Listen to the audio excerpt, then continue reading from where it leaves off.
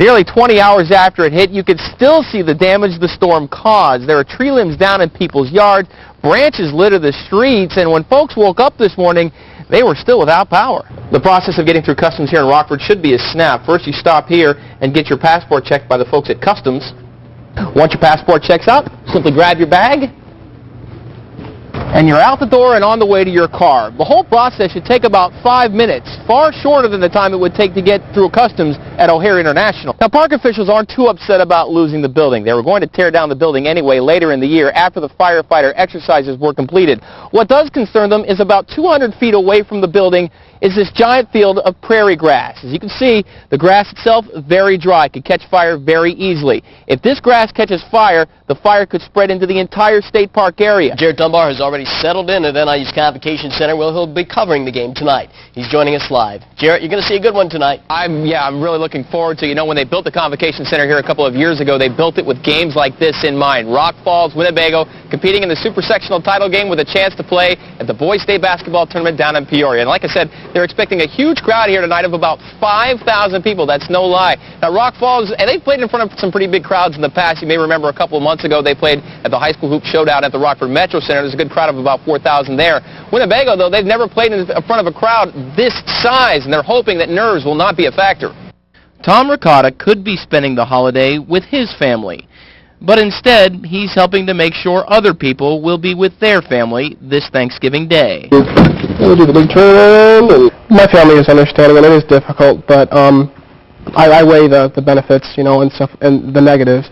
And when like I said, being able to donate my time and service, make a sacrifice for other people, it makes me feel good. Tom is an EMT for Metro Medical Services in Machesney Park. 11 years ago, the company began providing a free service for wheelchair-bound patients. We were going to offer wheelchair rides to those persons that are confined to a wheelchair or limited walking capabilities to bring them home for the holidays. Get to go over and see all the grandchildren and stuff, everybody? Yeah. Tom's first pickup of the day is at Grandma Gertie's house. She'll be spending Thanksgiving with her daughter, Cyree Hornbeck, and the rest of her family. Cyree says this special day wouldn't have been possible without the assistance of Metro Medical. Metro said that they would do it for free. We just felt so blessed. It's truly our Thanksgiving. We're just thrilled that Mom could be with us this year. God provided a way with Metro. Metro Services refuses to accept any pay from the families for today's pickup service. But for Tom, seeing the happiness of those that will be spending Thanksgiving together is payment enough. Just to see the look on their family's face and stuff like that, how they light up, and it's really nice.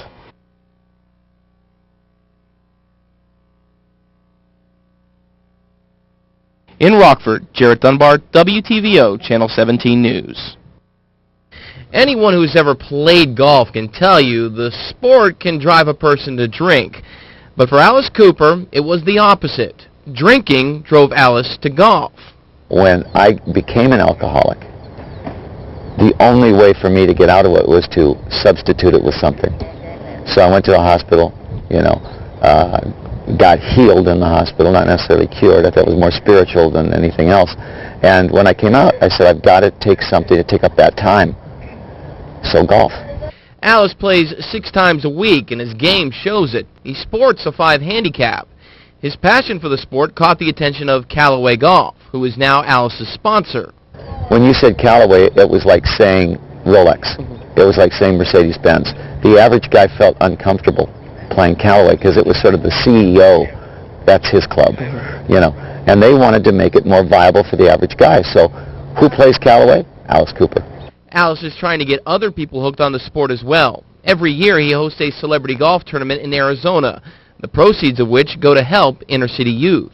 We kind of have a saying that says, give them a 9-iron, not a 9mm, and it's really true. Get kids on a golf course and get them interested in something other than gangs and guns. Alice has played with just about every celebrity out there. So who is the best one he's played with?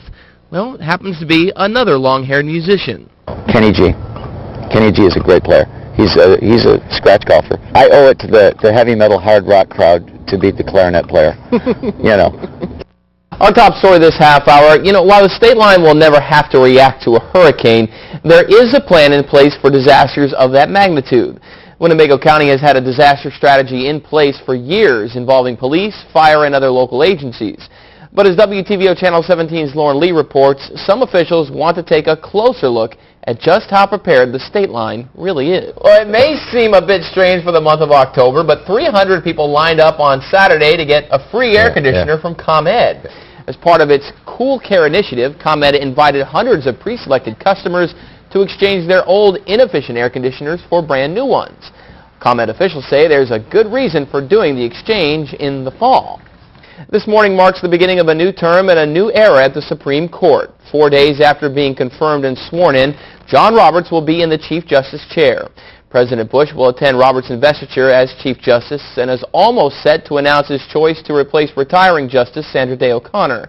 ABC's Andrea Canning is in Washington with the very latest on the new court and one of the hot-button cases the court will hear this term, assisted suicide. New Orleans officials say the city is well on its way to recovery. The mayor has announced an initiative to bring New Orleans back to the thriving place it's always been, organizing a group of community leaders to discuss rebuilding plans. They hope to have a complete strategy in place by the end of this year. Ray Nagin says the commission will seek input from New Orleans residents in the planning process.